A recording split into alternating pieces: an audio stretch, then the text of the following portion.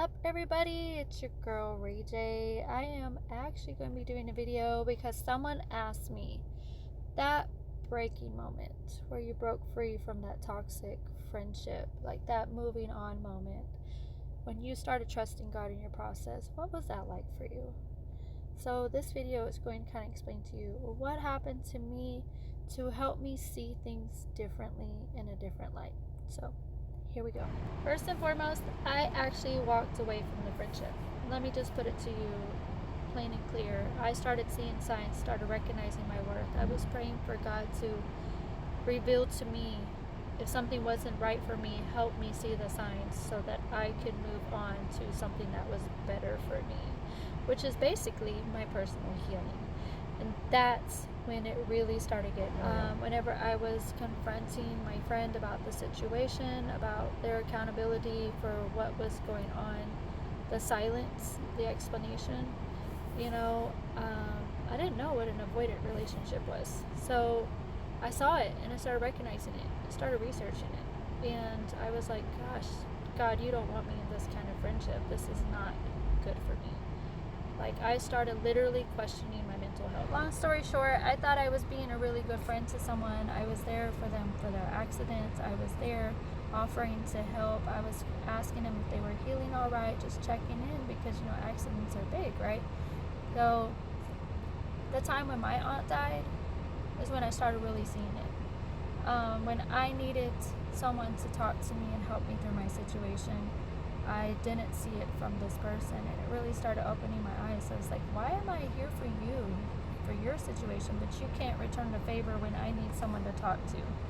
That's part of the avoidant attachment. They just can't handle other people's situations. They can't comfort you because they can't even comfort themselves. So when I walked away from that friendship, it shattered me to a point where I was balled up in I just crying in a ball. Like, I could not sleep all night long. I was crying. I mentally could not process why being a good person hurt me so much.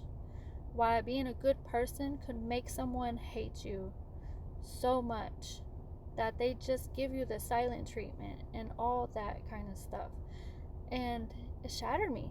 I was broken. I was beating myself up for 24 hours mentally because I could not process why being a good person made me hurt. I couldn't accept it. And then at that same moment that I was balled up, crying my eyes out, I prayed for God to take it all away from me. And I prayed for Him to take my emotions, my pain, my frustrations, my struggles, everything that I was feeling at that moment as a form of worship, for Him to do what I can't do myself. That same moment of submission, a sudden peace came over me. A sudden peace where everything felt like it had been lifted off my shoulders. To be like, my child, I had to shatter you to get your attention. I had to take away what you were focusing on the most to get you to focus on me. God will do that. I'm just telling you, He will. But He will also take it as a form of worship. He will take all the pain, your suffering, your worries, your woes, your relationships, like everything that you're feeling, the confusion. Like, God, take it away from me. I can't feel it. I don't want to feel it no more. I don't want to feel this anymore. Give me a sense of peace beyond all understanding. And I felt that pressure release off of me. I did.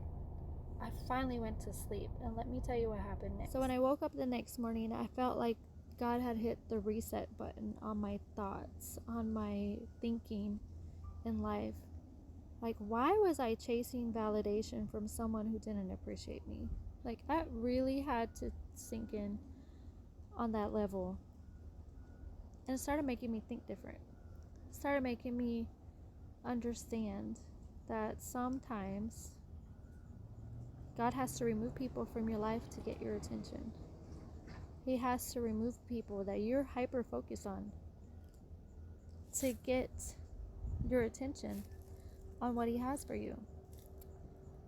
And that really happened for me. I still have that sense of peace. I still have that sense of understanding.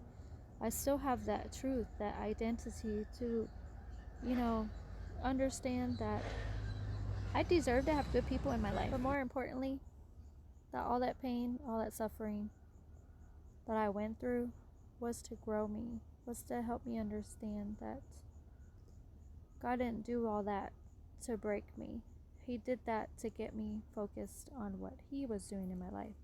Which what He was doing in my life was helping me be a beacon of light for other women, other people, bringing awareness to the anxious attachment, also avoidant attachment style, also helping women understanding what toxic relationships are, how to heal, how to, navigate life in recovery, because recovery from toxic friendships that's deep.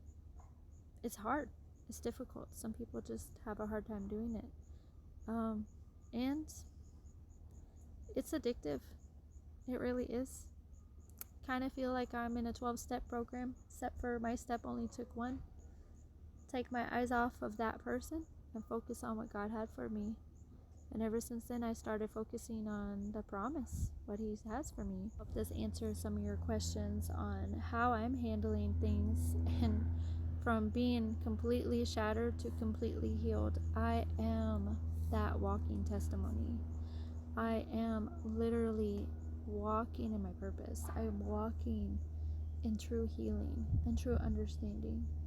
I am so healed, so at peace, so enlightened that everything that God has done in my life is part of my story. So hopefully I've helped inspire you guys. Hopefully my channel resonates with you. If you see this, leave a comment or a heart and tell me where you're watching me from.